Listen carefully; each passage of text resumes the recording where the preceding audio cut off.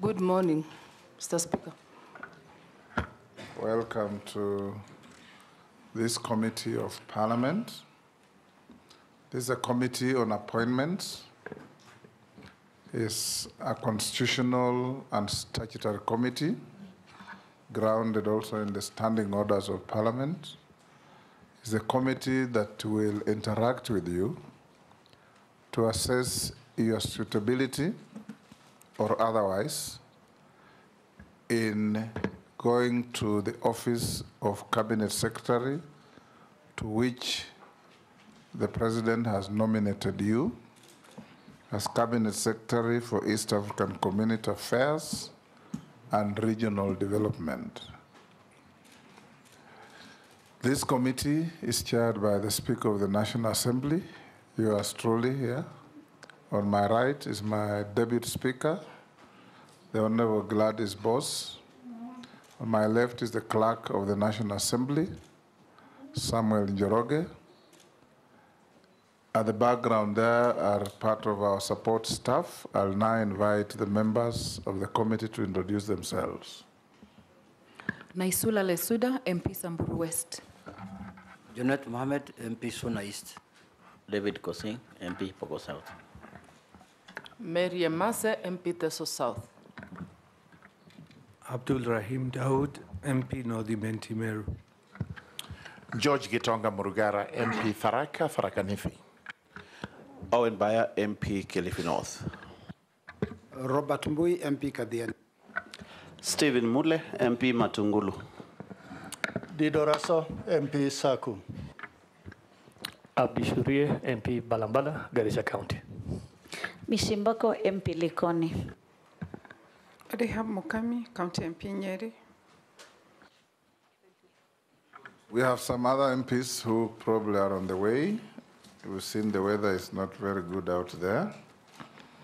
You are Beatrice Askul Moe. Yes, Mr. Speaker. Have I pronounced your name correctly? Yeah, it's called Beatrice Askul Moe. Moe, yes, correct. Welcome once again. You will interact with us on oath.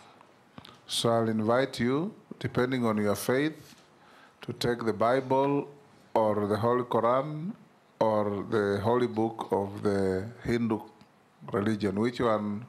The Bible, Mr. Speaker. Bible. So be upstanding, take the Bible in your right hand, and recite the oath that you will be shown.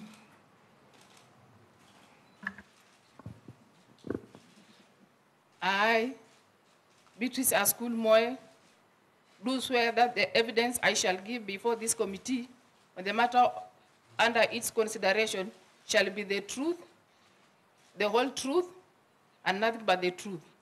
So help me God. Thank you. You may take your seat and sign to the oath.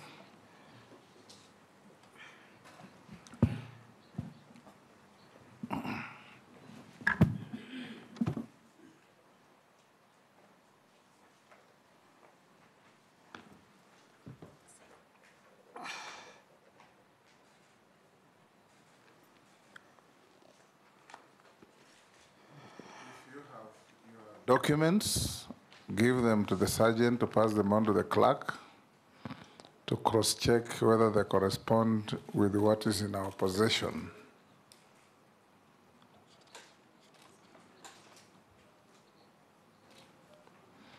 Having done that, I'll now invite the Deputy Speaker to be the first to ask you. Sorry. I'll invite you, Beatrice, to introduce yourself to the committee and to the country. People are watching. Tell us your name, your educational background, your work experience, and any key competencies that make you feel you are suitable for appointment to the office as Cabinet Secretary. In 5 minutes. Thank you, Mr. Speaker, sir. I'm called Beatrice Askul Moe. That is my current marital name. Previously, I used to be called maiden name Beatrice Askul Nakusa. Both are my names. First and foremost, I would like to really thank God the Almighty for speaking to the soul of our leadership to consider me in this appointment. And my thanks goes to His Excellency, the President, Dr. William Ruto, for feeling it better for me to be the person appointed for this opportunity to serve this Kenya, if appointed. Currently, I'm married. I'm a mother of 3. Back to my personal status and education. And before that, I will speak how I was born. I'm born in Lokichar, Turkana South Sub-County, Turkana County, in a place called Kapese. Kapese is family known for the oil block, Block 10BB. If you remember the Talo exploration thing, that is the area where I was born. By the late parents, mom and dad, may their soul rest in eternal peace. Thereafter, I went to Lokchar Mixed Primary School. After finishing my class 8, I was called in St. Joseph's Chepterit Girls High School in Kapsabet, Nandi County. I started Form 1 up to Form 3. Reaching Form 3, by then when we were called, there was special allocation for girls who would join provincial school or national school within the county in terms of the needy ones. I was privileged to be one of those who are considered when I was called at Chepterit Girls High School, Kapsabet. So I enjoyed the privilege of being supported by that fund up to Form 3. I don't know what really happened. When we were now reporting Form 4, it was too unfortunate that we were told the fund has come to an end for political reasons. By then, being a student could not even tell what it is to be political in disconnecting your future. So that is what happened. A number of us were affected. Number of students that were supported in the alliance schools, big schools, national schools were affected. So what finally happened was I sat home. I stayed home for 9 months, and it was simply because I had no way out. Because even as we were in school primary, we were using the school feeding program to support ourselves. Because that is when I had a school feeding program, I always know what it means to be fed to go to school, or to go to school in order to get food. Now along the way, you get advantage of getting to school, or even to learn. So after that, I felt like I can't wait anymore.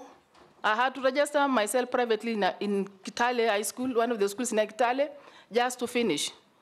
So after finishing, I had shortly to join Oxfam as a food relief monitor, just to make ends meet.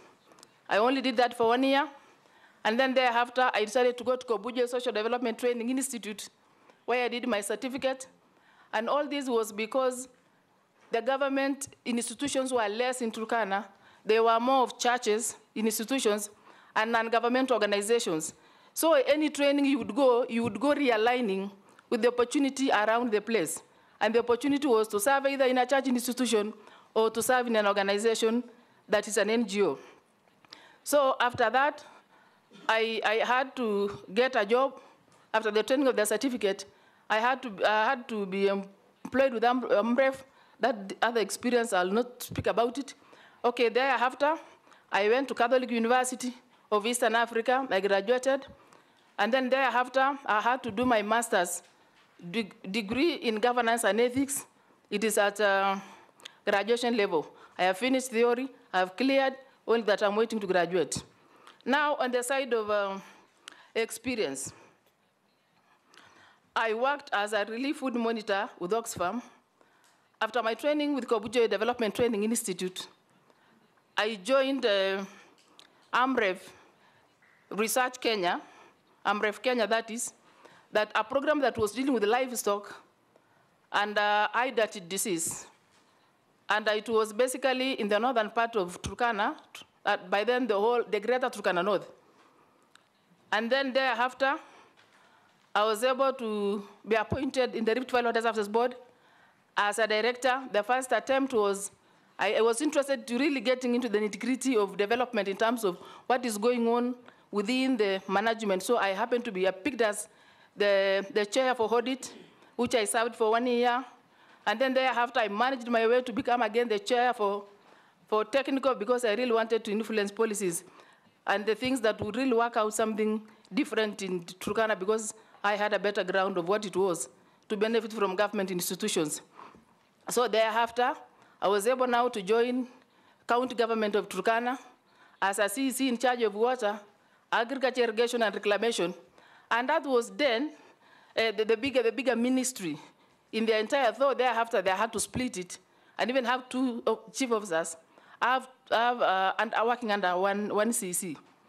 So thereafter, I now became free to, after that I became free to join, to listen more on political happenings of the country. So I was close, I was in ODM, so I was following things around the party. Up to this moment, that is what I can say. Thank you, Beatrice. I'll now invite the Deputy Speaker to ask you the first question. Thank you, Mrs. Moy. Kenya's arid and semi-arid lands have suffered documented historical marginalization. Currently, there's a lot of attention on climate change and climate resilience, and therefore, the docket to which you're nominated, the East African Community, the ASAL region and regional development, is actually at the center of this.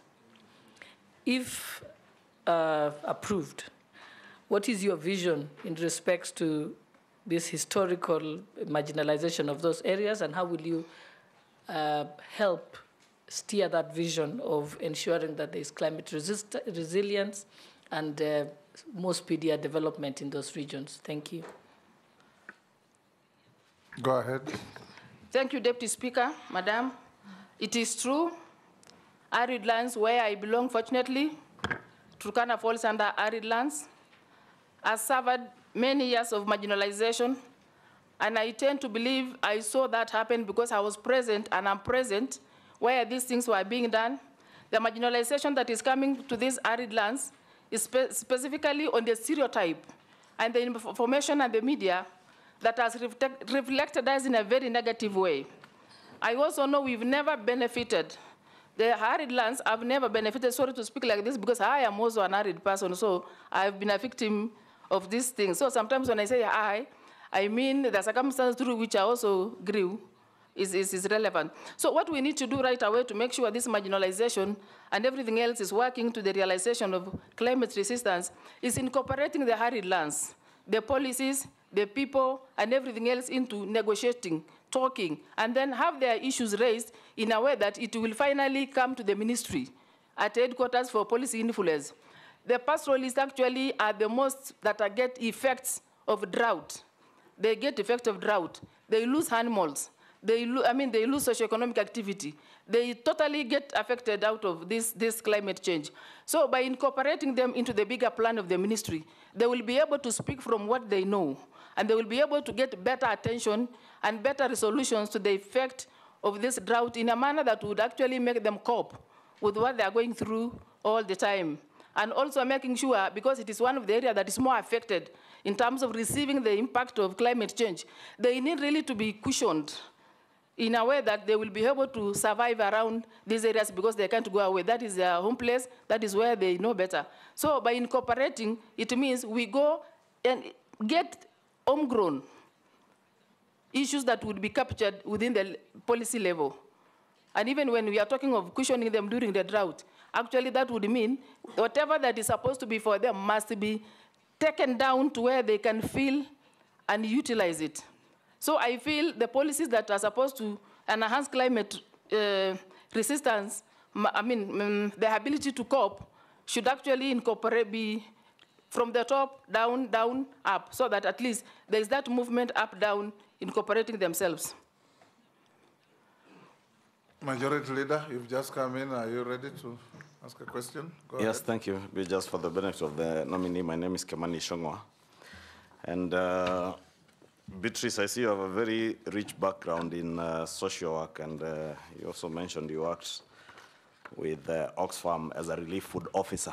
And I'm certain you know part of your work in this ministry will involve the procurement and distribution of relief food. but this is one area that has been riddled with a lot of malpractices, especially the procurement and distribution. I'd want to hear what you would do if you are approved by this committee to ensure, one, that we have a very accountable system of procurement of the relief food and how it will be distributed on the ground to make sure that it gets to the right people, not benefiting government officers who are charged with the responsibility of distributing it. Two, I don't see in your CV and your work experience any experience touching on trade matters. And you know the EAC docket with the East African community, trade is very critical.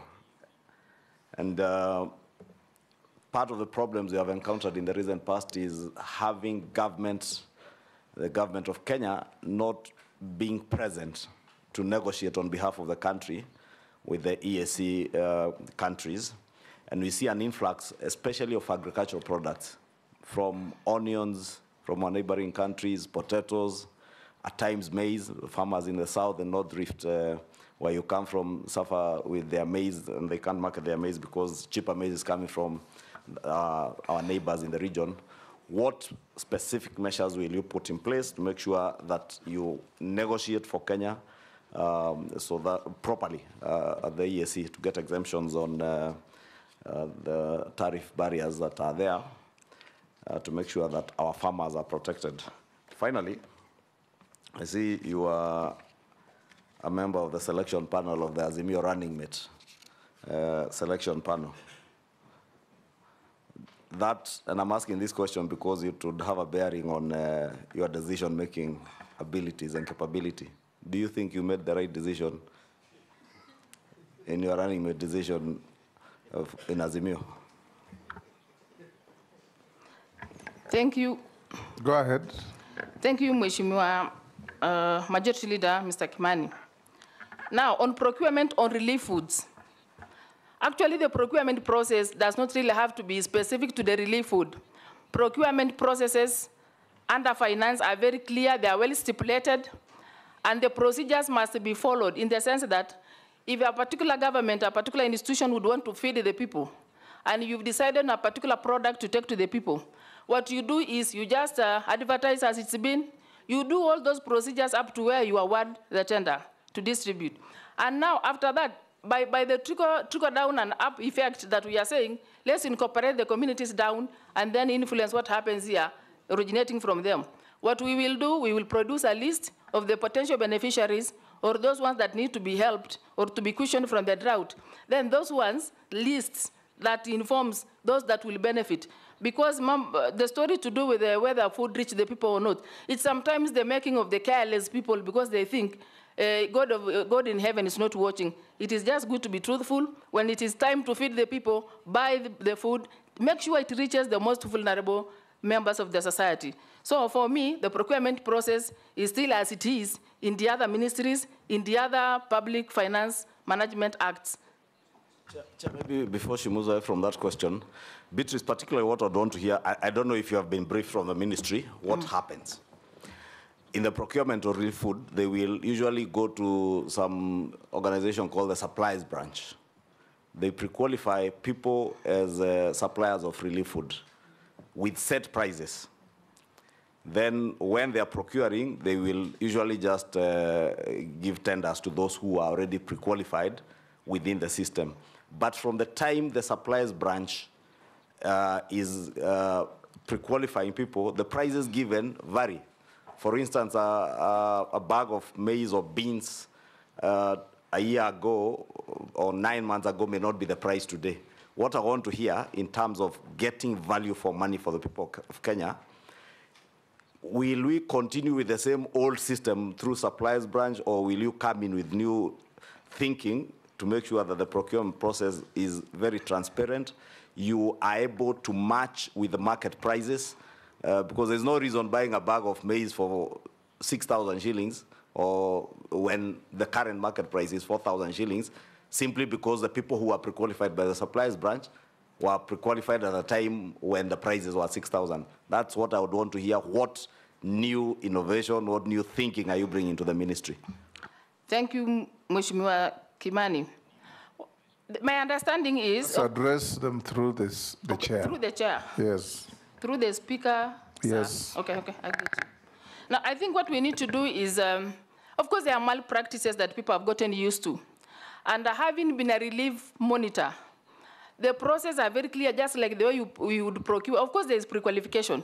But again, value for money should be informed by the market prices, such that you don't bring people that escalate or put the prices up for other value, yet the market price does not go along with it. I think if I'll be approved by this committee, I'll make sure I'll be myself present in terms of, if this is the pre-qualification, what is the market price, so that we get value for money.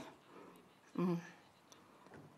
And then on the side of trade, whether I have knowledge of trade, through the chair, through the, Mr. Speaker, sir, and I'm used to, sorry. Mr. Speaker, sir,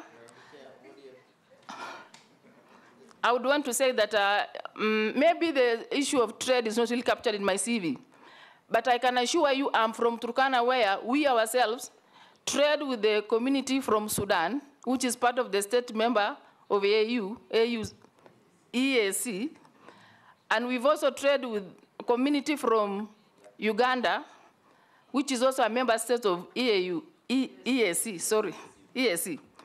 So when it comes to trade, there are two ways of doing it. One, there's that one of barter trade, where you are like commodity, I exchange for other commodities. There are also where monetary currency is involved. So, but sometimes, even as we speak of procurement being having variance in prices, I still believe even in the trade, the commodities that are brought, we must also study, because this commodity is not centralized in a place. It is all agricultural, sorry? Nominee? Yes, Speaker. You didn't get his question. Okay.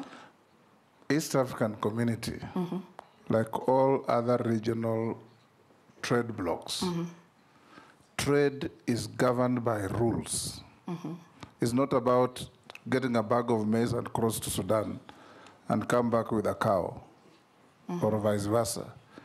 It is a trade regime that is complex, dealing with customs, movement of goods, who produces what, who sells what. And when the East African community countries come together, they formulate rules that govern how we trade with each other to give advantage to everybody. So his question is, your CV doesn't have anything to do with that kind of regime. If you find favor with the committee and get this office, how are you going to handle East African affairs, knowing, and this has come up before, that Kenya is a poor negotiator at the table of trade with its partners, that we have that history. What are you going to do to improve our bargaining chip at the table of trade negotiations? That is the question that the majority leader was asking you. Thank you, Mr. Speaker. I will answer that. Anything that is falling under... Speaker, probably even just to put it in layman's terms, for instance, between us and our neighboring country, Tanzania, there are onions that come from there. The people of Loitoktok and Kieni are growing onions.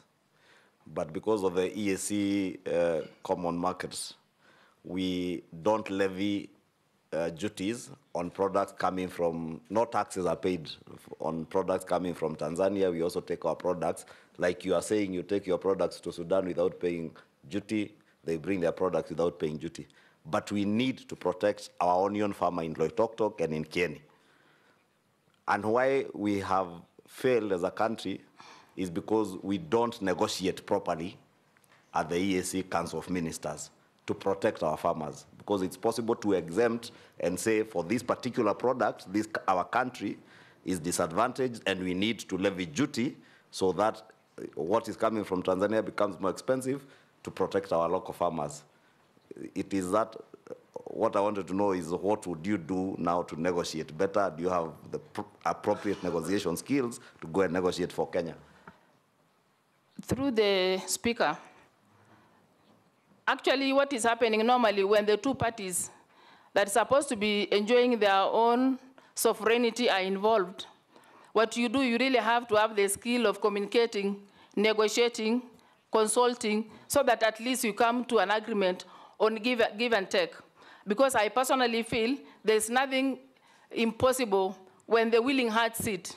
And of course, we already know so much of what is happening in the world has come out of negotiation, consulting, reviewing. So if I happen to be appointed to this docket, that will be my work. I will make sure the partners, my equals in those countries, are able to agree. We can share the report because I know we are beginning from somewhere. We are not starting from a plain ground. Actually, we will have the concept of what may have happened, and then we discuss based on that to do give and take so that our own customers, our own, because of course, when a product comes cheap, it is good to their customers, but bad to the producer who is doing the same locally. So what we need to do is we need a situation where the producer does not take advantage of the consumer, and the consumer as well do not suffer, but again are able to accommodate and get these products at a price of give and take. And for Kenya, definitely being a Kenyan representative at that time, if that time come to pass, then it will be my role to get into the trade, negotiate with those people, agree, of course, as consulting also with our own farmers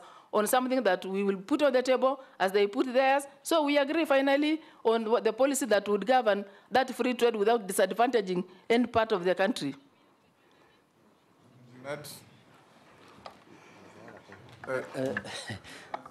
Your questions? Then only one of the Azimio is left. Yes, go ahead. Through the chair, through the speaker, that was then. That was then that I was among the panelists that were able to choose the deputy party leader of our party person then. Actually, you know, sometimes you work things as they appear on the table. I did fairness. Every party that was there had their representative. They had their candidates also wanting the same. So there was no way I would take over. It's only issues that, as you said, issues on the table. We agreed, and we said the parameters of somebody who would suit a running mate should be like this, and those are the binding grounds through which people are vetted. And the person we got had what it took, because it was not the Hodiam that picked, it was all political membership that decided the vet. I was only one person from Hodiam, the rest are from the other representative of the parties. So I tell you, whatever happened, happened because there were benchmark through to operate. I was right at that time. In any case, it was a political decision. Yes, thank you. Yes, Junet? Mr. Speaker, just to add to it, actually, I'm the one who appointed her to that committee. And I was satisfied with her work. She did a fantastic job. But anyway, that's beside the point. No, Kalonzo was going to become the president, up and belly. Anyway, Mr. Speaker, that is not the issue. I want to ask her, as somebody who has lived in Asol area, and you know very well that people in that area, as the Deputy Speaker has asked, have suffered for many years. And most of the time, they complain that they don't get any help from government. But today, you have been nominated from an Asol area to deal with those issues that affect those people who come from Asol area and from regions that feel marginalized in this country, despite devolution being in place and counties being in place that money is devolved. What different are you going to do if you are approved by this committee to help those people who live in the Asol areas? And secondly, you are going to become, if you are approved, the Minister for the East African Community. And you can see the community is growing. It used to be 6 in number. I think now they are 8 or something. DRC has joined. Somalia has joined. How are you going to harness the potential in that community, which now has close to 500 million people in terms of numbers?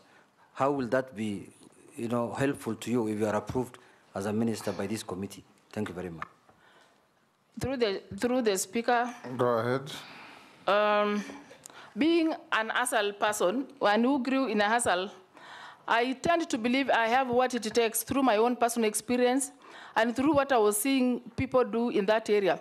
Pastoralists are good people. Pastoralists, if recognized, if they are made to understand things and then you are there to explain. pastoralists are good people. They can adopt new initiatives when sensitized. If created an awareness, they can implement things that would be implemented elsewhere. So what I mean by me being there, I'll make sure they're involved in all these things that would improve their lives. Actually, I will be speaking from a point of information on what has been going on. As a pastoralist, I will be better placed to use my experience and my upbringing to make sure these communities actually get what they deserve without being traumatized the way they used to be. You know, I mean, the information that is in circulation has never favored them. It is full of stereotyping. It is just too negative. Poor publicity and very negative publicity. When I'll be on board, I will make sure the right information is given, the right analysis is given, so that their lives is going to be improved. At least be sure their own will be on board. And the information and anything that they would want to have will be truly from my personal life, personal experience. So be assured that one will be well done.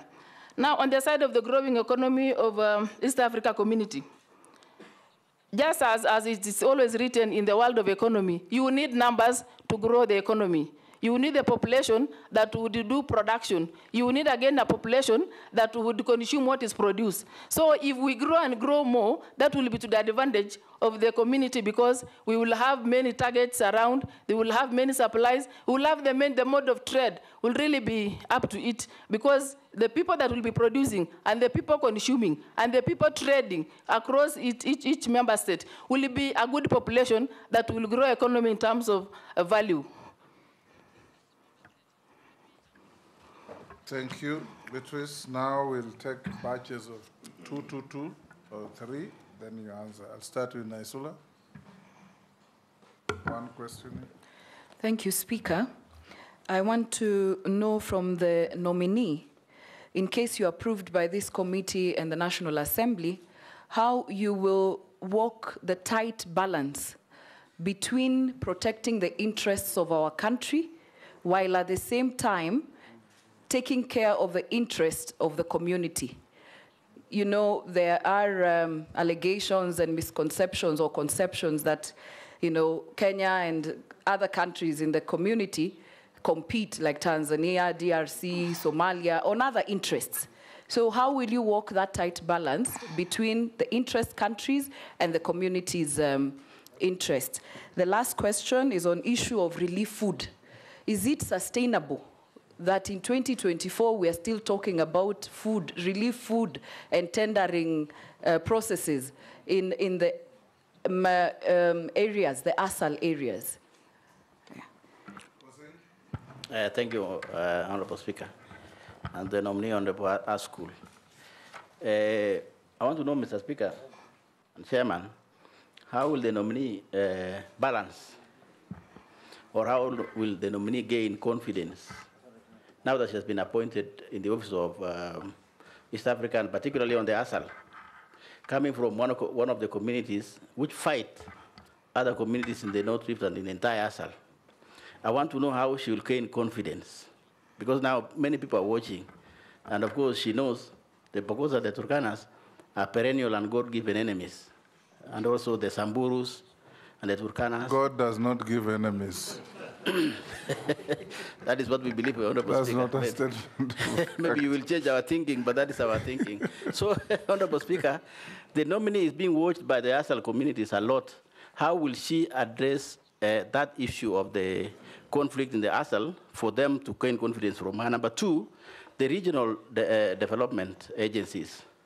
These regional agencies, Honorable Speaker, there's been a thinking that these regional agencies are doing what counties are supposed to be doing. They should have actually disappeared and or work for counties.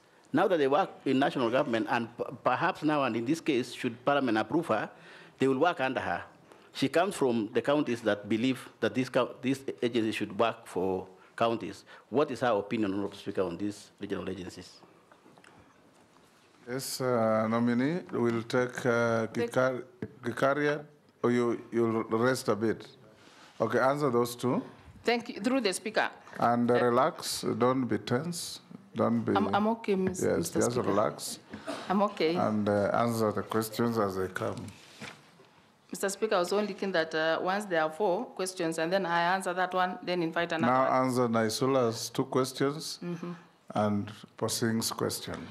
Through the chair, the question by Mheshimiwa Naisula is on the country interest versus the community interest.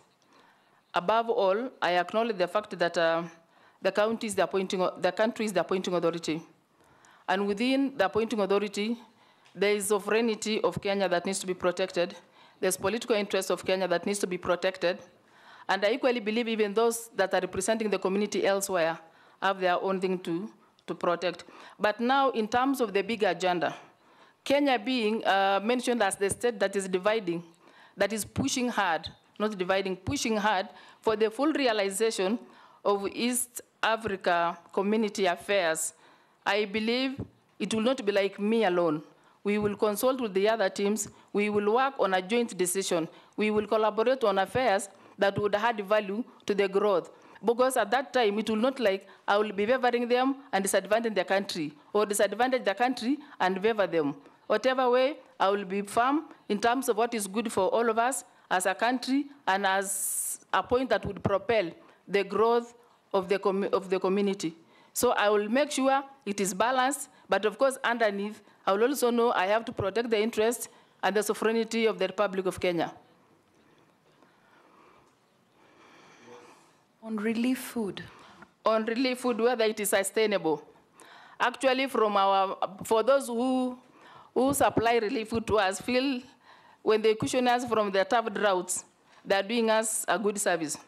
But if we evaluate the period through which we have been having relief foods, there's nothing really much sustainable about it.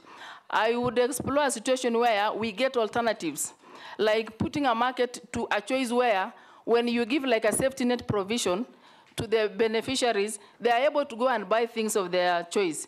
Because I believe at that specific time, I also believe relief food is not well, it's not, if you look at the money they used to procure relief food is so much that would be turned into an activity in a good season.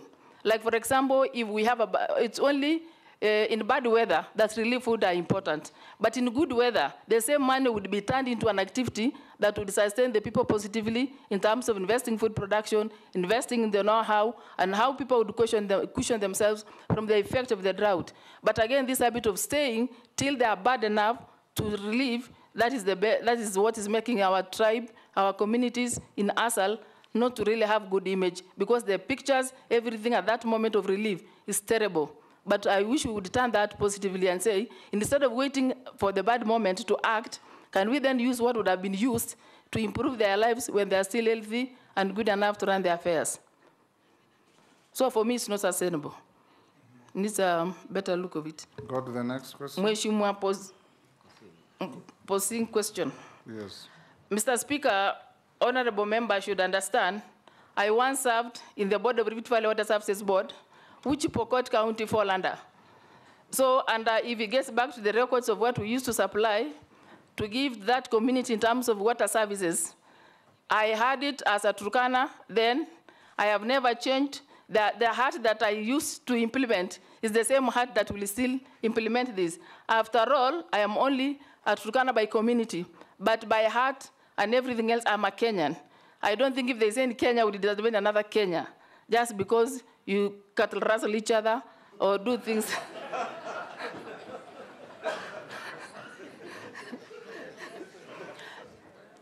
Point 2, on regional development agencies. My take of this is the regional development agencies have mandates that they had before devolution. But in the event that some of their functions are overlapping with counties, I would want a situation where we will look at what exactly are the regional development authorities doing as a role, vis-a-vis what counties are implementing. Because being a regional development agency, for example, let me use one that is in my place and my Mheshimiwa Posing's place, called KVDA. KVDA crosses 3 counties or 4. In this regional development, we always believe the project that will be implemented cuts across those counties. So that means if we talk of what people had proposed that the devolved function should be handed over to the county. In a situation where one project is cutting across 3 counties, which county in particular do you devolve this function to? So it will be difficult to have one project divided into 3 counties because the project they may have had before is cutting across several counties. So for me, even if a function is devolved, what we better do is let's make sure the bigger projects are done within the regions and the smaller projects be done in the county. In the event that the project implemented is cutting across 3 counties, the best for the region is, because I don't believe they will be doing smaller projects, region projects should be big enough to guarantee the region name called by them. So I think what we need to do is, if it is cutting across counties, then it is the representative of those counties that should be incorporated in the management of the region. That is my take. Other than saying, let's keep off everything and make sure it goes down. We also have to look at the capacities of counties. What counties can do, we'll allow them to do. What they can't do, we then, because that, the devolved function does not really make a county different from national, because they are still under the central government, they are still under the regional government. At least at the end of the day, we need to regulate the policies, framework through which they will be operating. And for me, regions should be there to undertake big works, and if they do small works, then they better devolve. But if they are going for big projects that are cutting across counties, that incorporate other development activities beyond in a big way, then we need to maintain them, and in the event that there is need for counties to be involved, then let the representation of county be in the policy level of that regional thing. So that is what I would say. Can I make a follow-up question? That does not forfeit my opportunity to ask my question. Nominee, I hear you speak passionately about regional development and that they should go ahead. But you see, there is a framework in law. The counties are formed by the Constitution, and then you have the Regional Development Act, which sets out these regional developments. It is regulated by law. So it is not at your position to say you will allow them to go to do. Do you think there is need to amend the statutes so that we align the operations to the Constitution? Probably that will now give us an idea of how you'll operate if appointed. Do you think there is need for a review, amendment, or even removing the law completely so that we allow the Constitution to succeed because it is the mother law of the land? Through the speaker, sir, I never said I drop, because as we speak, I'm only here to seek the favor of this committee to be appointed. So I cannot go ahead and say it should be removed. I'm here to get that affirmation. My concern is the issue of devolved functions and duplication of services. But having come from a particular background of being a county government staff, I know capacities within counties on what they can comfortably handle and what they cannot handle in terms of the expertise involved, the magnitude of the projects that we may want to realize in regional agencies. My issue is, if the report that is informing this discussion is already on board, because I'm still outside till approved, if the information informing need whether to devolve it or to put it within the state agencies is informing the fact that they should review, why not? They can review the function, they can review balance works, so that now we see whether the information that would be before us would advise otherwise. So for me, I'm not saying we drop or we maintain. I'm only saying if the report informing what is being discussed will favor devolving, we devolve. It will favor the fact that we need to review activities that are undertaken by the regional development authorities, then we do that. Thank you. Mary Mase, Dawood, and Murugara in that order. Thank you, through the speaker. Nominee, I want to hear your thoughts on the current East African Community funding mechanism, considering the fact that there are challenges already with the existing funding policy. We have partner states that are not honoring their obligation of remittances. So what alternative funding mechanisms would you be looking at if affirmed to this position? Thank you, Mr. Speaker, sir. To the nominee, Madam Beatrice, I believe you have heard of the Equalization Fund, which was in Article 204 of the Constitution. Since the establishment of the Equalization Fund, I believe it is about 14 billion, which has been allocated but has not been disbursed. Recently, in the last parliament, the law was changed from the areas which it was being disbursed to. Now it is going to locations and not counties, as was previously the case. My question to you would be, do you think it was the right decision that it goes to locations, or would you suggest that it goes back to the way it was? Because there is talk that it is not serving, it will not serve the purpose what it was meant for. So what do you think about it? And where do you think the equalization fund should be used, basically? Is it in the water, electricity, roads, health facilities, or where do you think it should be used? Thank you, Mr. Speaker. Thank you. Thank you very much, Mr. Speaker. And nominee, we see more ways to be caught unawares as a government by whether the disasters that we experience in the country, like droughts, or even when with blessings from God, including heavy rains and floods. The net effect of both of them is lamentations that we are crying to the world out there to come and help us because we were not ready for this. If we harnessed the rains properly, we would actually possibly ameliorate the effects of droughts drastically. What are you likely to do as the Cabinet Secretary in charge of ASAS as regards all these rains that we experience, which possibly we don't make use of, followed by lengthy droughts where we lose almost everything we own? What policies are you likely to put in place to ensure that there is a balance between the two? Go ahead and answer those three. Through the chair, on the Honorable Mary's question on AU funding, and some of the state members not remitting what they had agreed within the memorandum of partner states. My portion is countries, we can't assume that sometimes when the particular state do not remit, it's their own making sometimes. The issue of inflation and the rate at which economy is moving may not be favoring maybe some of these countries that are not remitting. Or even the countries that are remitting does not really tell that the economy around them is doing fine in terms of complying with what they had agreed. My portion of it is it then possible within the framework of what to be implemented to make sure we look at the alternative ways of fundraising so that we as a member state of East Africa community explore to benchmark from institutions that have done similar services like African Union so that we get to know which approaches are they using to sustain themselves so that we can benchmark.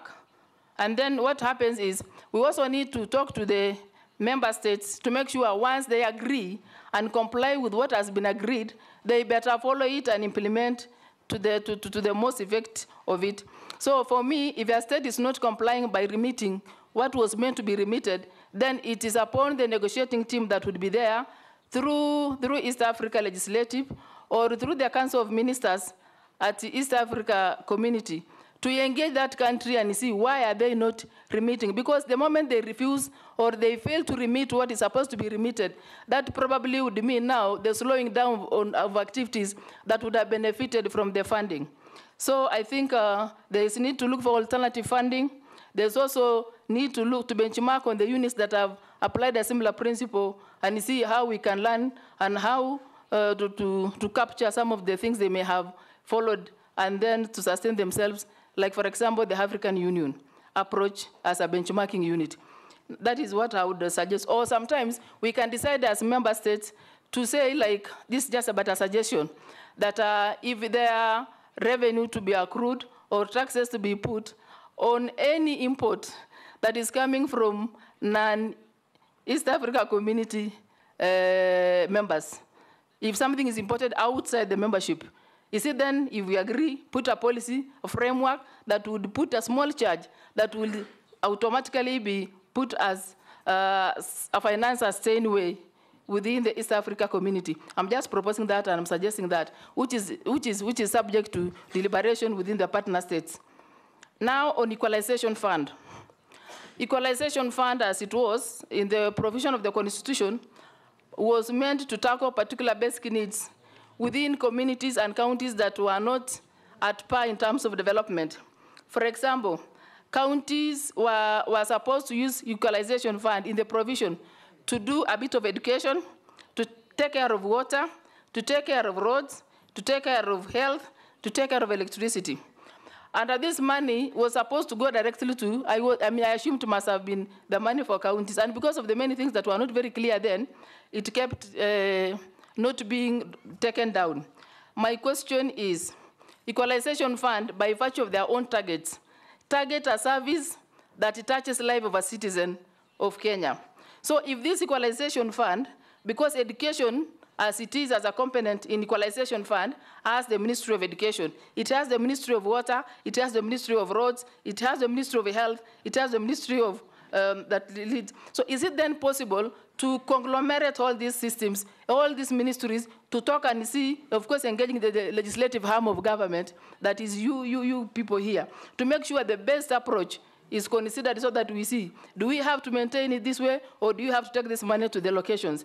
And for me, because it is still a debate, we need to incorporate all the ministries that touch, that their own activity touch on equalization fund.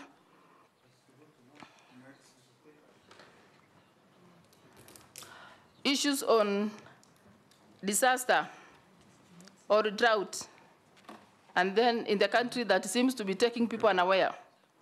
Actually, in my view, I feel people are not serious when it comes to handling of disasters and droughts, because I believe there are institutions in this republic that give early warning reports. NDMA gives early warning reports on the potential and the likely effect of the climate and the effects of droughts, all those things.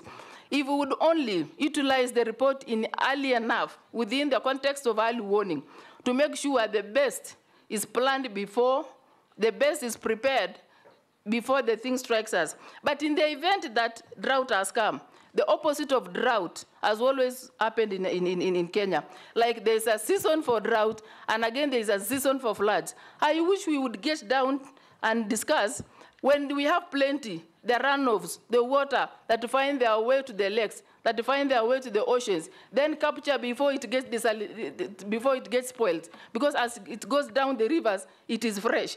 Once it gets to the lake, gets to the ocean, it begins another process. Are we then, if we are serious with managing ourselves, managing disasters, are we then able to capture this water before it reaches the final destiny through maybe water harvest, and then turn that into food production? Nominee, now tell us. Forget about we. Oh. You have been nominated, and if you find favor, you will become the CS.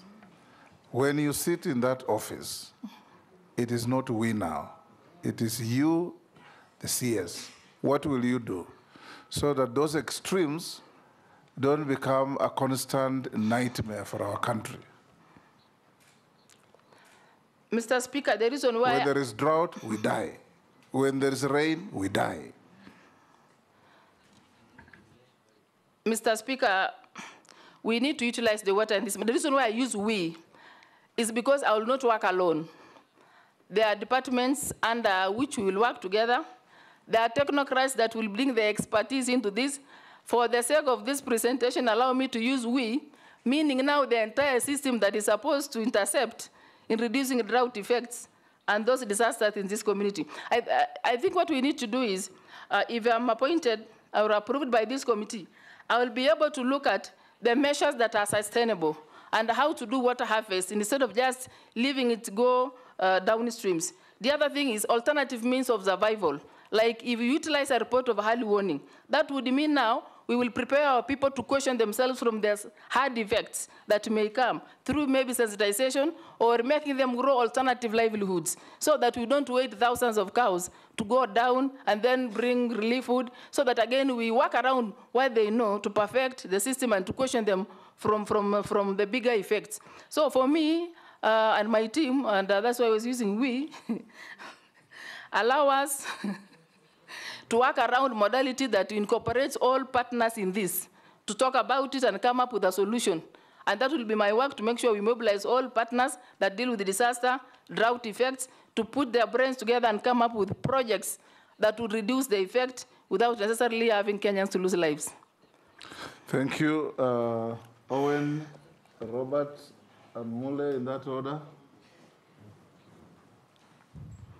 Thank you, Speaker. Speaker, I would like to ask the following question to the nominee that I'll talk about the East African community. Honorable Speaker, the East African community, we have a chair. I don't know whether you know who the chair is, the current one. And what is the protocol that is used for electing the chairman of the East African community? The protocol. The second one is you will be, if appointed, you'll be our top diplomat within the East African community, apart from the Foreign Affairs Minister, but you'll be our top East African diplomat. And you know we have the Political Federation Protocol. As it is right now, there are a lot of tensions among member states, where Uganda and Rwanda regarding border issues. You have Kenya and Uganda on the Migingo, which is also another border issue. You have the M23 rebels in DRC Congo that is pulling in Rwanda. You have the Kenya-Somalia territorial water dispute that has gone up to the highest court of the world. And then you have internal conflicts between Burundi and Rwanda. Based on this, do you think East Africa is likely to achieve a political federation? And do you have knowledge of the political federation protocol on the East African community, and how far are we in that protocol to getting a political federation? And lastly, Honorable Speaker, I've checked your educational background. I realize a gap. You start from a trade test to a certificate, then there's a gap, then you have a degree, then you have a master's. So how did you obtain a degree without a linking diploma? Thank you, Chair. Thank you, Mr. Speaker. Madam Nominee, while answering Honorable Mary's question on alternative funding, I heard you mention that you would be proposing taxes so that they can be able to be used to support the community. And be careful, Kenyans are very uncomfortable with any mention of additional taxes.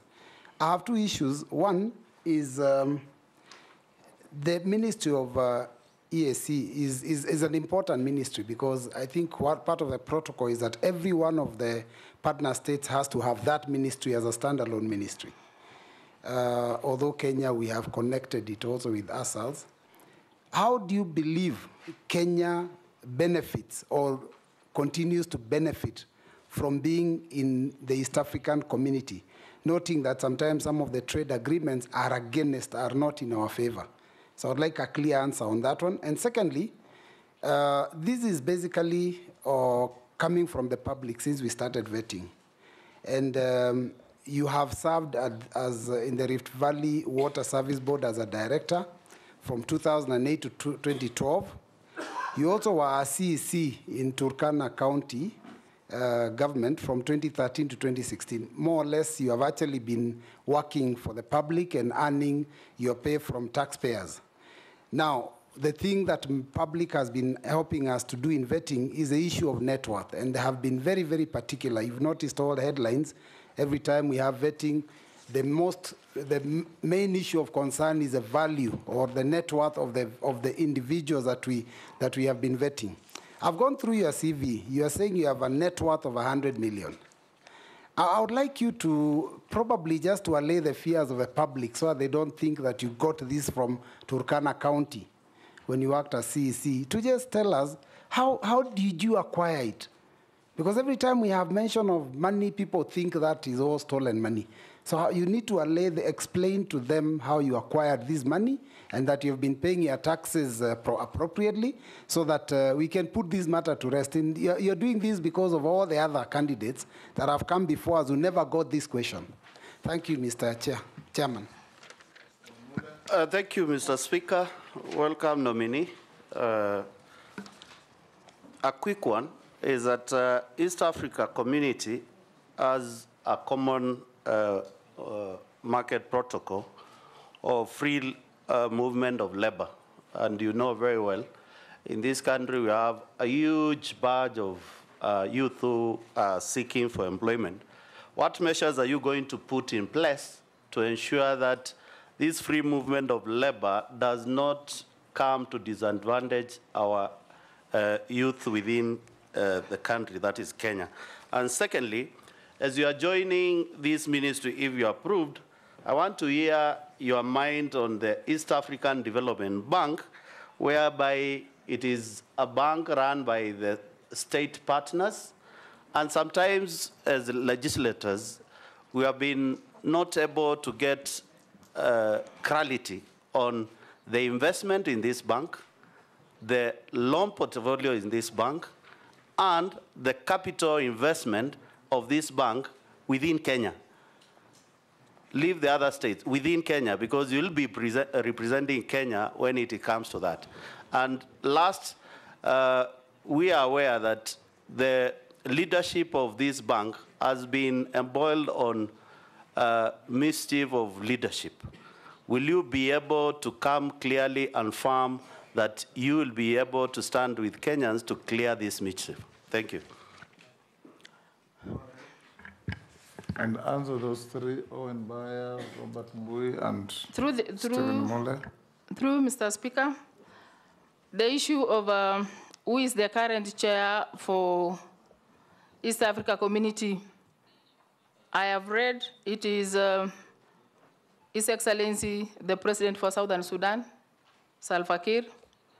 And I think the arrangements of choosing is basically interpresidential arrangements, internal. So I may not really have details of it, but I wouldn't mind searching over it, because I was not anticipating a situation where I would get into the finer details. On the side of the diplomacy on political federation, on what is being contested within the borders of member states.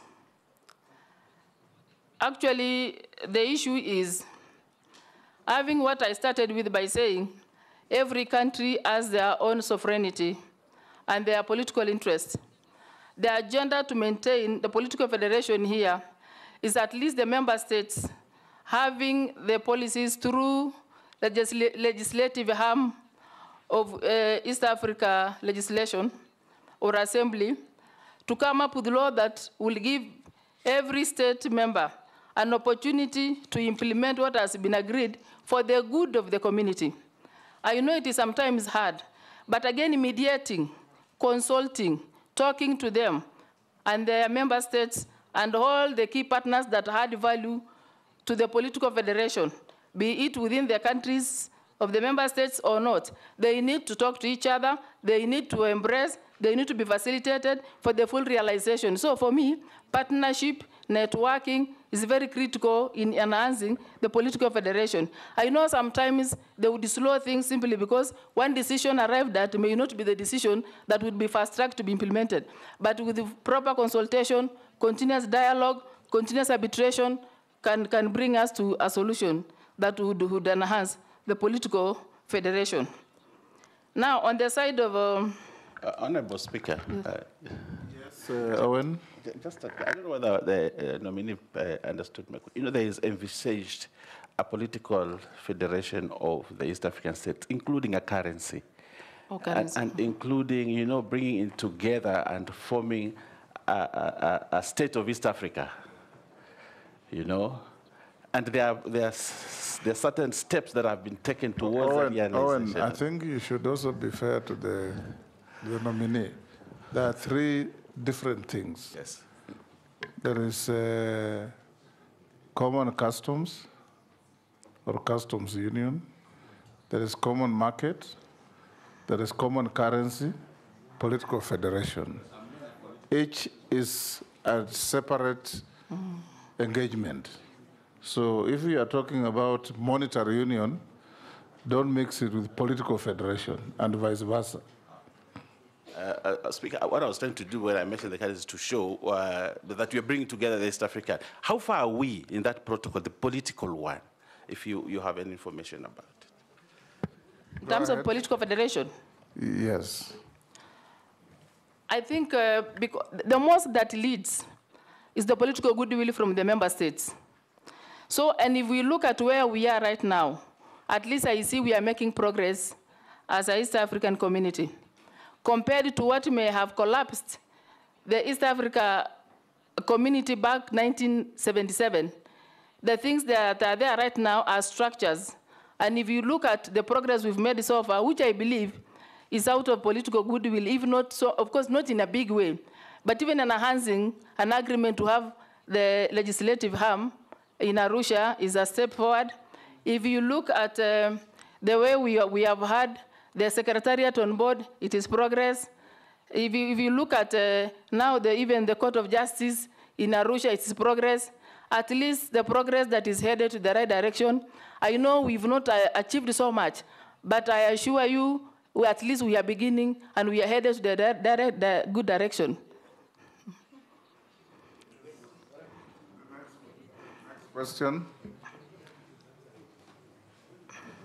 To questions from Robert Mbui. On my degree, yes. On academics. Yes, the gaps in your... Yes, I can explain. Actually, what happened is I took a course in certificate in a place called Kobujo Social Development Training Institute that was examined by Kenya National Examination Council. And if I were not, the fact that I have no diploma means I would have reduced, if I had diploma, I would have reduced my degree years to 3. And because I didn't have a diploma, I had again to go for a degree for 4 years. 1 extra year has been added because they said we cannot be, if I would have gone for diploma, I would have gone for a degree for 3 years. And because I went for 4 years, that is now meant to take care of the diploma that was not there.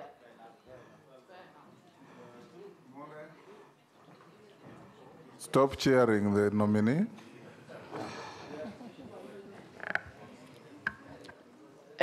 Through the chair on taxes.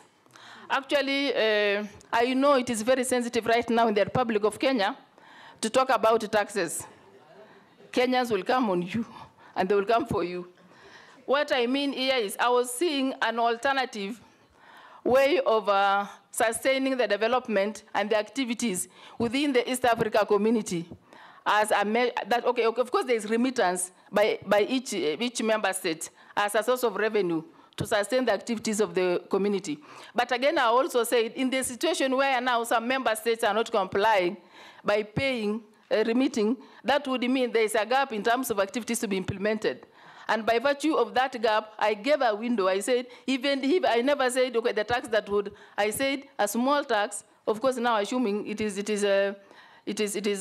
going to be agreed upon because one proposal cannot be implemented by one state. Even if you give a proposal of tax and then it goes before member states and they say no, it will still not pass. But I was looking at a way of making alternative source of funding for for East Africa community as a proposal. But that doesn't mean it's going to be taken as it is because I'm only proposing as one member if appointed. It will still be discussed by the others. If they will find it appropriate, it will be adopted. If they will not find it appropriate, it will not get anywhere. So that one was the reason why I was just suggesting need, without really looking at the tax, the need for alternative source of funding. The other, through the chair, the other question is the ministry importance in, sorry, come up again, sir. The importance of Kenya being in the community. Oh. Through the speaker, I feel Kenya is among the states that started spearheading the need to have East Africa community on board. The benefits are when you are a lead in a particular federation that seems to be big enough, one, it gives a country an image, positive image of wanting to grow itself and wanting to grow the neighborhood and wishing the neighborhood well in terms of economic, in terms of trade, in terms of the currency, in terms of the language, that is togetherness and the sense of belonging. That is positive in itself. Number two, when we enhance the collaboration on market, when we collaborate in terms of policy, when we work around things that would make Kenyan labor to move around the member states, if we look at things that would make some legislation to come, that in itself will market Kenyans in this manner. Our commodities, our supply will have an external market. Again, our technocrats that are not well absorbed in the country, and they can get an exit of getting to these countries through the membership to be employed. Even the constraints that they undergo in terms of licenses to work, those documents, by virtue of being a Kenyan, and Kenya is a member state of East Africa community, that will give leverage to that Kenyan to just walk around the continent, the membership states, and get employed, look for a job. I mean, Kenya will benefit. Yes, the question of, pardon? Your the net question worth. of net worth. Oh, my net worth. Through the speaker, I want to take you back to who I am. I am from a pastoral community that is still rich in culture. There is nothing about me, if you read that word properly. It is not mine. There is nothing under my name.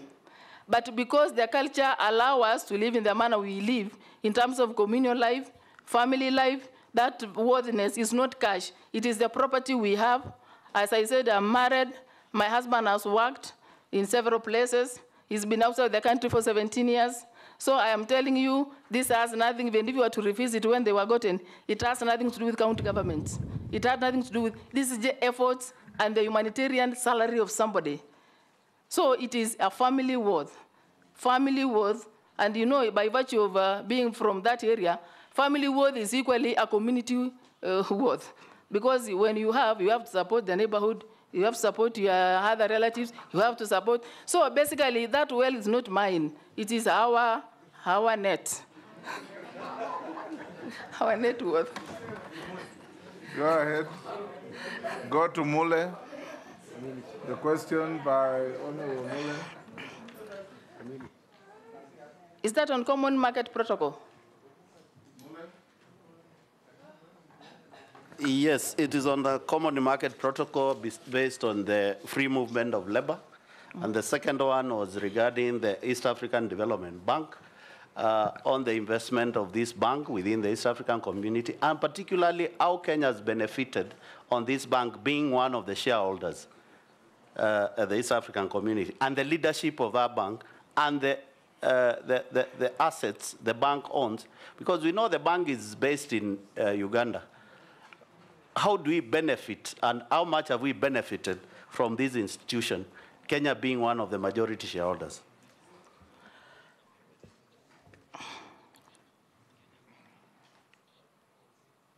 Through the speaker, sir, on the East Africa Community Common Market Protocol labor, actually, this movement of the population, the experts. Movement of labor, he's saying. Yes. Yes. It's actually something that we need to enhance more. And in terms of benefiting Kenya, on the side of the bank, this one I'm telling you, if you're going to appoint me, I will get into this to make sure I get to the finer details. Because right now— Don't trap yourself. That bank is not under your jurisdiction. But the question— It's under the jurisdiction of the Treasury. So don't trap yourself. It's okay, Mr. Speaker, but you know— It falls and it carries an East African name, but it's under the jurisdiction of the Treasury.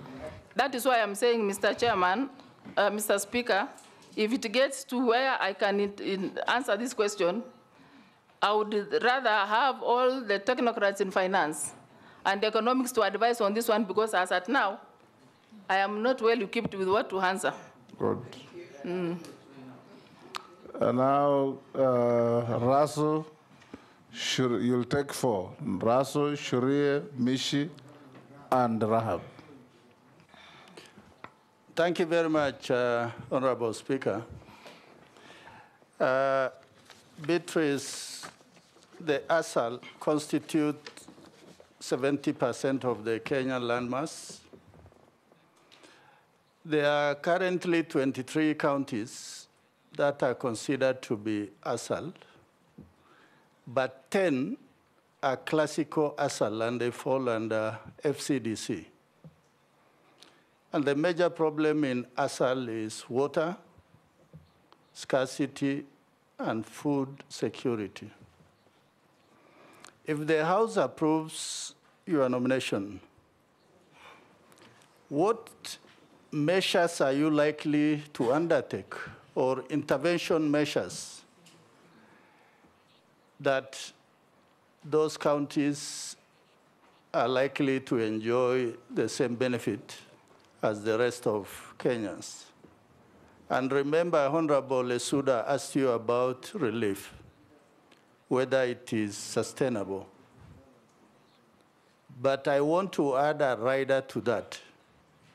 Should those Kenyans who live in ASAL be perennially accustomed or tied to relief food, or there must be something that the government, both at the county level and the national level, should do to ensure that those people are safe, whether there is flood or there is drought?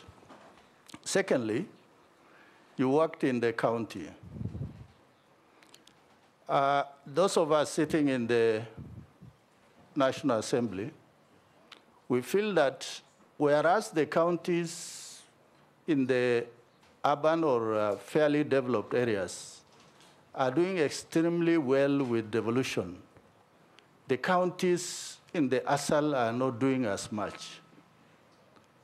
Tell us what is any success story maybe you can tell us from Turkana, or if there are problems, what are these problems that these counties are still tied in the past? Thank you, Honorable Speaker. Yes, Shuria. Thank you, Honorable Speaker. Honorable Speaker, I just have 2 questions for the nominee. I think one you somehow mentioned it, but I just want to ask. The East African community is built on 4 pillars. Would you be able to mention them? And my question number 2, the ministry that you've been appointed for has always been reactive to natural disasters like floods or drought. What measures would you put in place to make the ministry proactive rather than reactive on natural disasters? I thank you, Honorable Speaker. Thank you, Honorable Chairman. Honorable Chairman, my question to our nominee. I've known Beatrice Askul in the women movement, advocating for the rights of women. But away from the rights of women, I want to take you to the youth movements and the rights of youth, knowing that it is over 60% of the East African population are youth, and that is under 30 years. Most of the time, they've been complaining of isolation, marginalization, and not being included in decision-making processes. Now, in case you are approved, what strategy are you going to use to engage youth in regional development?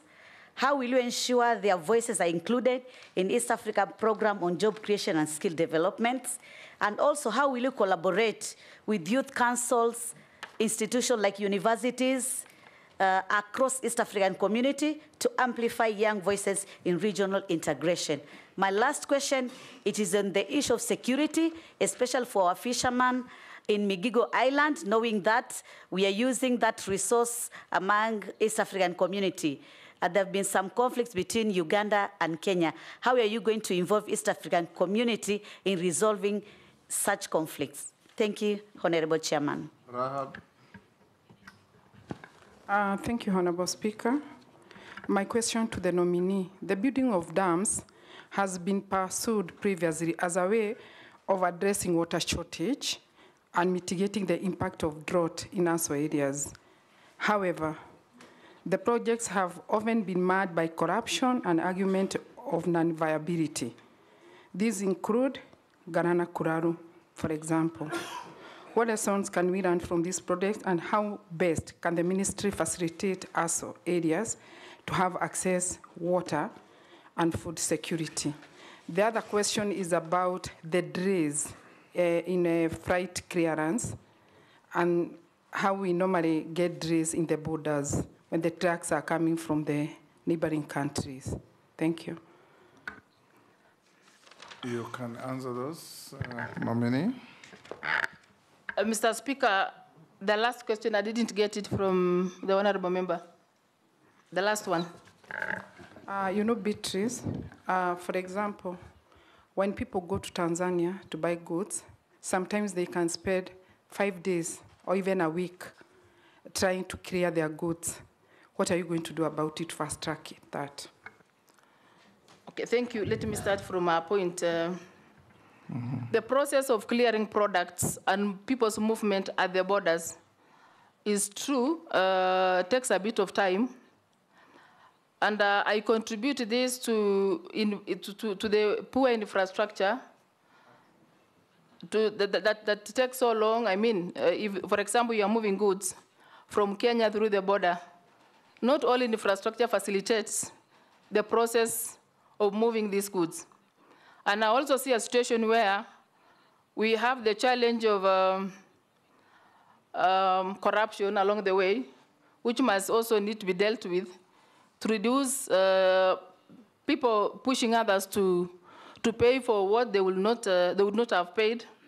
And thirdly, I also feel like we need to put an IT kind of a digitalized system that would fast track the movement of goods and people from one place to the other. And that would fast track, because once the system is made that way, it is faster than where sometimes you find at the border, you go more manual. You wait one track to be done, a lot of paperwork involved. But if you digitalize these systems, it will fast track the processes of movement of goods. And then on the side of the dams, true, there are issues around the dams that were meant to be done, the ones you've quoted, and the water system not being in place this far. Actually, what I would suggest is when there is a need and the spirit of seeing development in a country for the sake of realizing needs of the people being attended to, actually it is prudent for an individual to make sure what you've advertised actually has begun, and once allocation is put, it must be started. And if the whole project is multi-billion, I would advise where you go the first way. You take this phase first. Once that phase is complete, you go to another phase. At least by doing that, you will get value for money per phase. Than where you put one project, and maybe in the course of the many phases being started, there are likelihood of others being affected, and yet maybe you may have released all the money. For me, I think we need to be truthful to the process of procurement. We need to be truthful to the process of value for money. We need to be truthful to the realization of complete projects, so that at the end of the day, the issues of Kenya are attended, the suffering of Kenyans is reduced.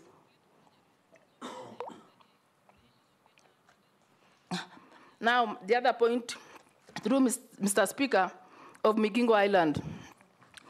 I have read about Migingo Island issue between Uganda and Kenya, and I believe the best way here, in fact, where it had reached, where now securities are not taxing the fishermen from the other state partner, was actually done away with. And for me, what I would suggest here, I'm subject to correction, what I would suggest here is where all the two states stakeholders that may play a role in this must converge to have a discussion on a better way forward. And to some extent, I would suggest that we have a legislative arm and we also have Court of Justice in Tanzania, where they would take the lead role in mediating this issue between Kenya and Uganda, and also getting other non-interested parties, non-partisan, also come to arbitrate, so that at least at the end of the day, resolution is found and no citizens suffer.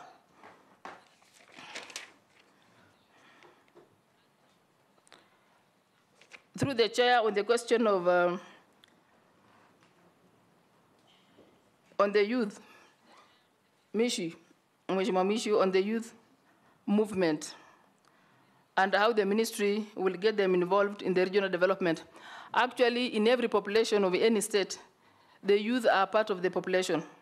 And I think it is time we come up with a specific affirmative action, just like we did with the women affirmative action policy, that enhances inclusion of women by all means.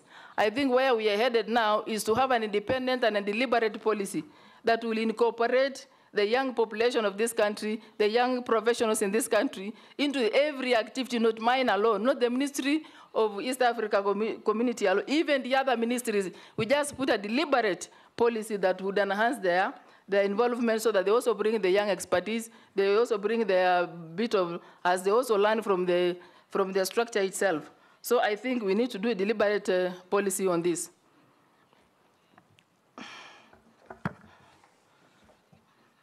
On the side of the pillars, there is, of course, there is enhancing the trade. There is the issue of the protocol that pertains to immigration. I've forgotten that one, but I'll remember. The poor infrastructure, these are part of the pillars. We also have the political federation as part of it. We also have the monetary policy being part of it. So these are the pillars that are supposed, and the trade and the market actually, as part of the pillars that need to be enhanced. And of course, there's also the issue of the language, where now people will move freely and communicate a language that will facilitate the fast tracking of what is supposed to be put to enhance the full realization of East Africa community.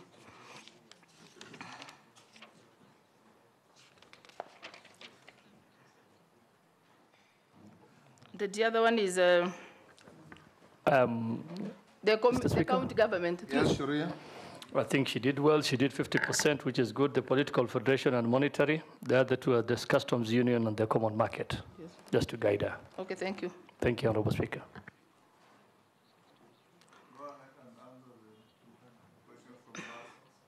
Whether there is, through the Mr. Speaker said, there is a point that talks about whether Turkana County is a sample county in terms of effects of devolution as an ASAL area. Actually, I can speak here comfortably that for us, the Turkana community, devolution was like our independence. In as far as the rest of the areas were talking of their independence, 1963, I'm telling you the independence of Turkana County started in 2013.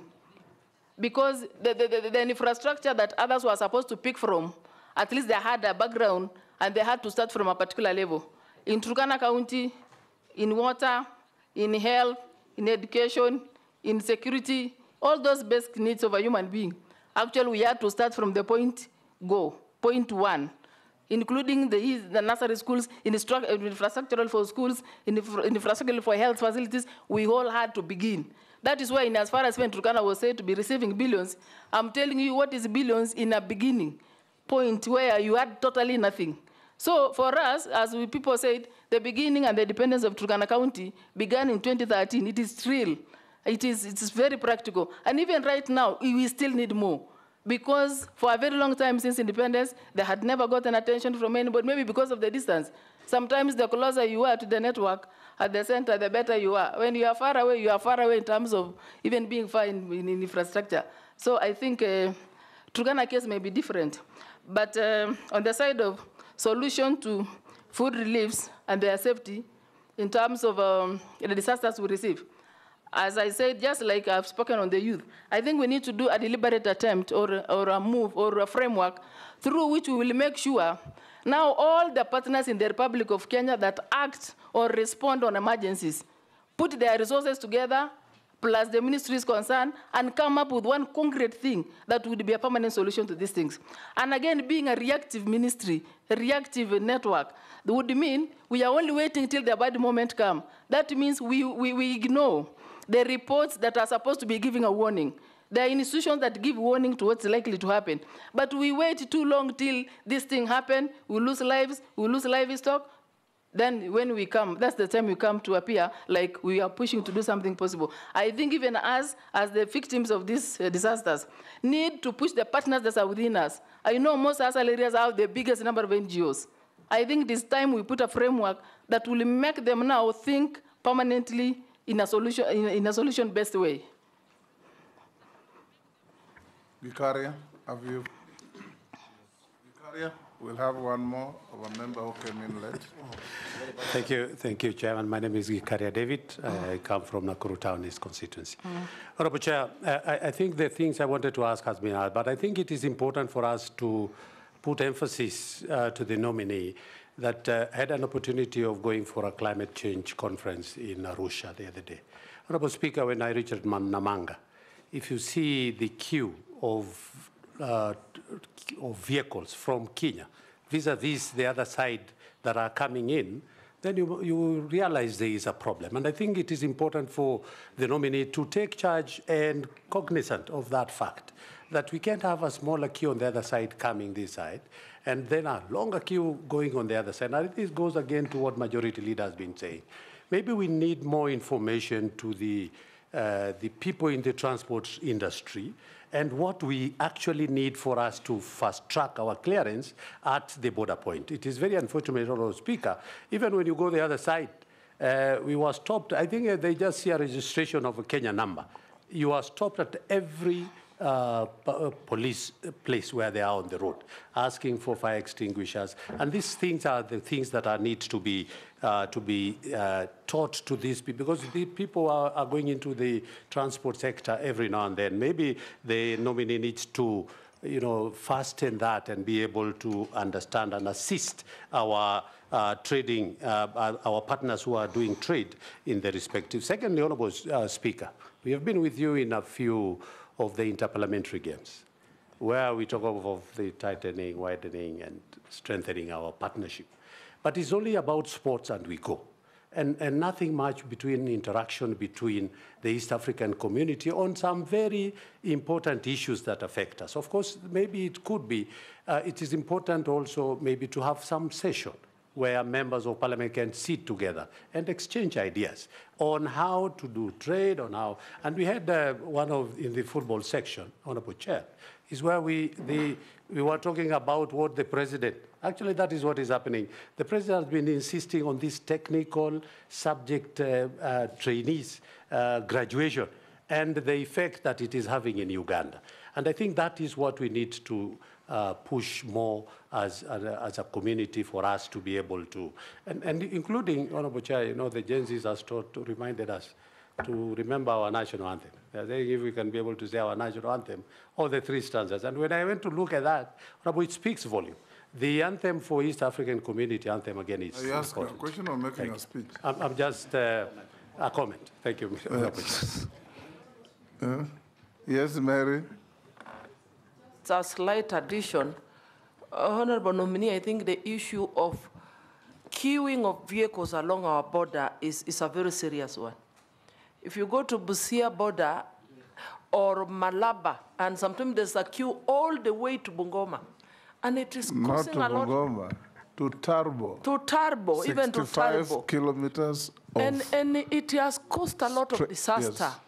We've lost lives through road accidents, and it is really bad. I think that is one area, Honorable nominee, that you may have to look into and find out what is causing, that is if you are approved, what is causing it and what could be the permanent solutions so that we do not have vehicles queuing along the borders and causing a lot of other problems.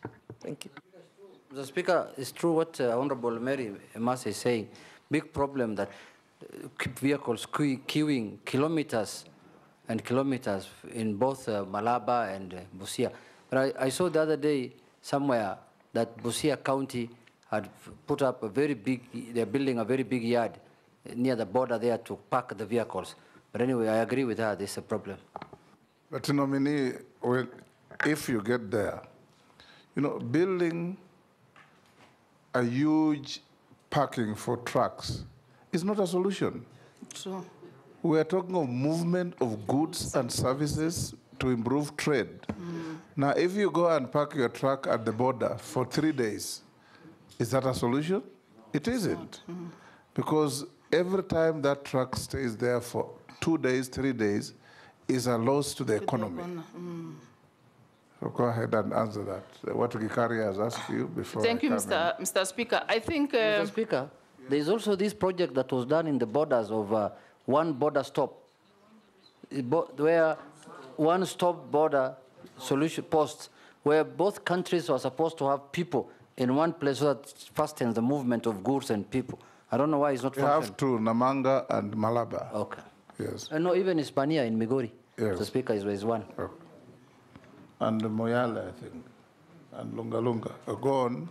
Through Mr. Speaker, I feel I've also been part of this challenge myself some time back, where a truck can take a whole week to be cleared. But now, at least now that it is becoming to our realization as an assembly, I think we need to, all of us to put our brains together and put all the ministries concerned into need to fast track the process of moving goods and services within this border, within the shortest time possible. So that again, we talk of infrastructure development that would fast track, and then the technology that would fast track these processes, and then we talk of the human resource that would use these facilities to fast track the movement of goods and services. For me, it is a team that needs the other partners in the infrastructure ministry, in the trade ministry, in finance ministry, to really come up and put our heads together and make sure something better comes out of it. Thank you, nominee. I'll ask, yes, George? Thank you. Can I ask if, on behalf of the public? Go ahead. Yes, thank you very much. This is a comment from a member of the public. That EAC docket is a very sensitive docket, and I'm not sure the nominee really gets it. If you approve the nominee, would she be prepared to learn a lot more about it? That is the question from a member of the public.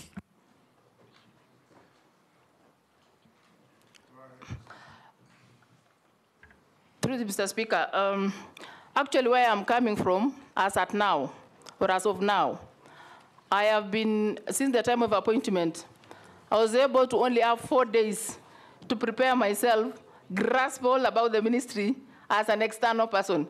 As soon as I'm going to be approved by this committee, trust you me, that tell the whoever has written that, I have what it takes. I'm from a community that has faced so many issues and have always gotten a solution to them. So as soon as I'm on board, I'll do my best. I'm young enough in terms of the energy to implement, to move, to learn, to share the experience, to get advice where I need be, to engage the technical people, to get me done in this. So I trust you me, it is well. To assure that person he is in safe place, he's in safe hands. Nominee, yes, Russell? Thank you, Mr. Speaker. Just a quick one. Somebody is asking if the House nominates you, it confirms your nomination, you'll be handling East Africa and the ASAL. What their fear is, one is likely to suffer, because these are 2 dockets back to back. Will you just confirm to them that that will not happen? Thank you, Honorable Speaker.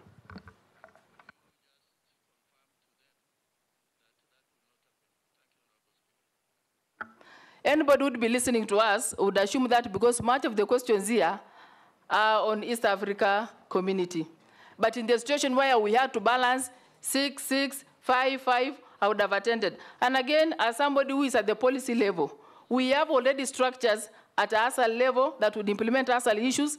We have the one for East Africa community that would settle on that issue. So I will only be balancing a team that is already on board, a team that has an expertise. It is not me alone who will implement it. So it's because of the amount of questions here that somebody is saying the ASAL may suffer, and yet I even come from ASAL. It's even bad to make that assumption. Maybe the mode of questions is what has made somebody to believe maybe ASAL may suffer. To assure him or her, I am an ASAL person. But remember, nominee, yes, that you have not been nominated because you are from an ASAL part of Kenya. You've been nominated because you're a Kenyan, and you must demonstrate suitability to handle this docket on behalf of the people of Kenya, not the ASALs. Okay? True, Mr. Speaker, I was only answering because they said ASAL may suffer, so I was assuring the person that it's okay. Now, there are some issues from the public before I come to one or two questions. One person asks, given the grades that you got at secondary school, how did you end up studying for a degree? I answered it. Yes, I'm just reading to you what the public is asking. Okay? The second one is, given the recent suspension of Uganda's milk products from entering the Kenyan market due to disputes over quality and standards, what legislative amendments or policies would you advocate to resolve such trade barriers and strengthen economic ties within the East Africa? Part of this falls within the trade docket, but you can answer. The second one, with the increased security concerns along the Kenya-Somalia border, particularly with the resurgence of Al-Shabaab activities, how do you leverage existing legislation like the National Security Council Act and propose new laws to enhance security collaboration among East African countries while ensuring free movement of people and goods?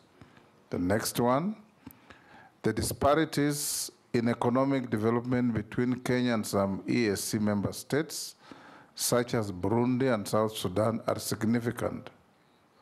Would you propose any legislative measures to ensure equitable distribution of resources from shared regional projects such as those stipulated under the EAC protocol on the establishment of the East African Monetary Union, where there are many?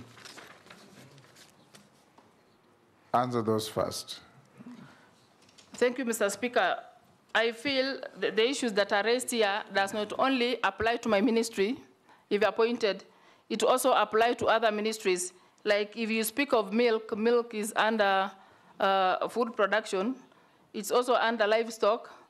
It cuts across trade. It's also part of finance. So once we are on board, if appointed, or if approved by this committee, those are the issues that we will engage all our technocrats in agriculture, in finance, in any other relevant department to come up with a concrete policy and a framework that would guide. And the same applies to security that is there in Somalia. The Ministry of Defense will be involved. The Ministry of Internal Affairs will be involved. So all those stakeholders will be part of the solution to that. And the same affects the disparity of economic states, where we'll also have a Ministry of Finance, the technocrats in finance, economists in finance, will all, and the economists will all come and put their brains together and come up with a concrete solution. And of course, a way forward through that consultative forum. Two more. Somebody asks, with counties like Turkana, Marsabit, and Wajir facing severe drought, what legislative measures do you propose to institutionalize drought response mechanisms, such as amendments to the National Drought Management Authority Act, to ensure long-term food security in these regions? The other one that I can pick out, because some are repetitions, is resource-based conflicts over water and pasture, such as those witnessed in the Turkana and West Pokot border regions, have escalated due to drought. What would you consider, would you consider proposing legislation for community-based natural resource management and conflict resolution frameworks, possibly through amendments to the Land Act to formalize resource sharing agreements? Can you answer that? Somebody's asking about the stalled Kainuku Bridge in Turkana. I think that's not your docket. Go on. Thank you, Mr. Speaker. on counties like Turkana and Marsabit, and amendment on response to drought. Actually what is happening is, as I said earlier, we need a deliberate and team-based solution to these recurring issues, so that we put ways of a framework that would enhance food production, enhance water harvest, enhance alternative livelihoods, enhance value addition to this community, so that we reduce the effect of drought within the acts. And that one means all the ministries concerned, all the partners concerned, all the stakeholders concerned must put their brains together and come up with a long-lasting solution to what has been recurring. Now, on conflict of water and under pasture along Turkana and the other areas, the pastoral areas, actually true. If we borrow an initiative that we went one time when I was a CC for Turkana to the Uganda, and we found a very big dam called Kobebe that is supplying water all year round.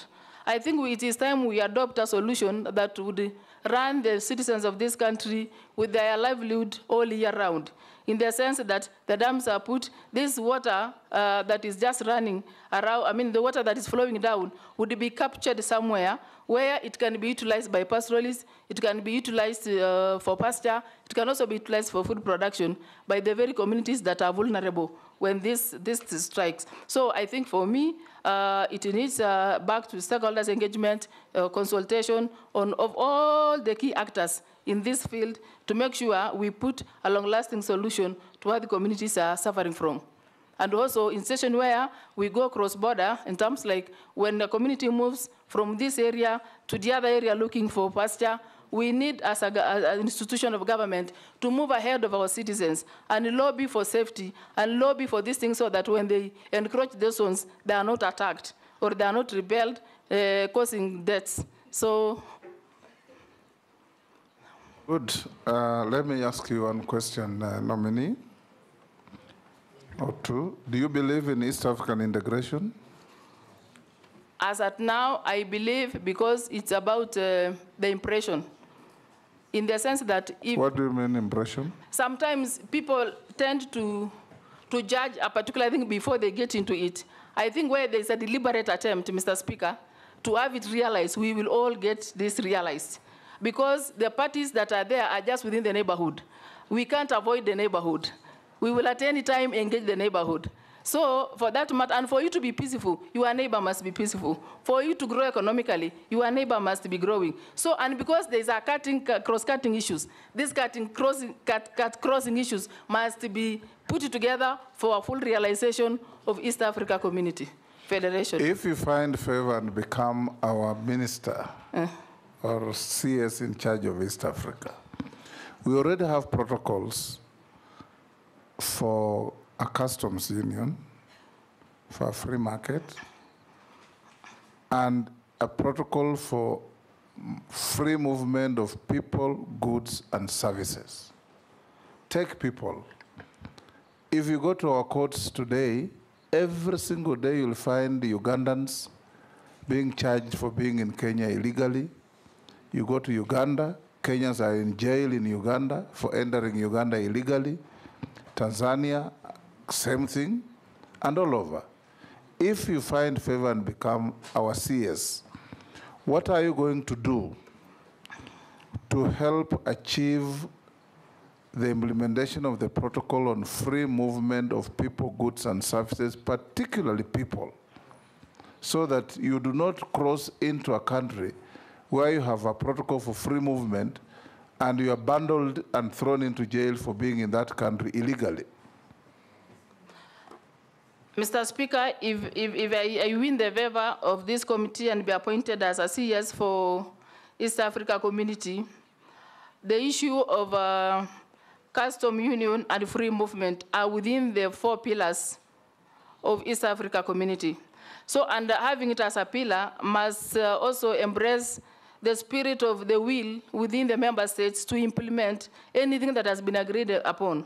So for effective implementation of this, effective realization of these pillars, then every member state must make a deliberate attempt within their own political governance to make sure these things are implemented to the best of the people who are crossing, to the best of the business that's being carried across the border. So for me, I feel laws must be, a legal framework must be put on board. The infrastructure that's supposed to be facilitative must be put in place. The legal framework is already there. Then the deliberate intentions to implement from the partner states must also be negotiated, because it is one thing to pass, it is the other thing to get the political will of a country to implement what has been passed. So I think it is a matter of lobbying, matter of consulting, matter of arbitrating, if possible, to make sure what has been passed is implemented to the letter. A small one or two mundane questions to you. Have you ever been adversely mentioned in any integrity-related reports or investigations? No, I haven't. Do you hold any leadership position in any political party in Kenya? As it is, no. As it was? Yeah, but I resigned. Okay. Tell us your net worth. It's 100 million. 100 million, which you said is family It's for wealth. all of us. It's for all of us, including me? Yes, if you are Okay. Okay, nominee. Your papers have been checked against what we have. They have been found in order. And the few memoranda that were there against you, actually, in fact. In moderating and protecting me. I would also want to appreciate the mutual conversation we've had with the committee. And if Almighty God that began with me will give you favor to see me through in this, I'm telling you, committee, you will be writing history in this Kenya. You will be appointing the first Turkana woman since independence. So please be part of the history. As we look forward to the possibility of writing that history, I want to constantly encourage you. You are not going to be a minister because you are Turkana. You are going to be a minister because if we find favor, your competence and your ability to serve each and every Kenyan from Vanga to Kibish, from Lamu to Malaba, everywhere in this country. And now you'll go beyond. Okay. You must contribute towards the integration of East Africa. Some of us believe, dream, and live East African integration. Thank you. Thank you. The sergeant will show you the way out. Have a good day. Yes.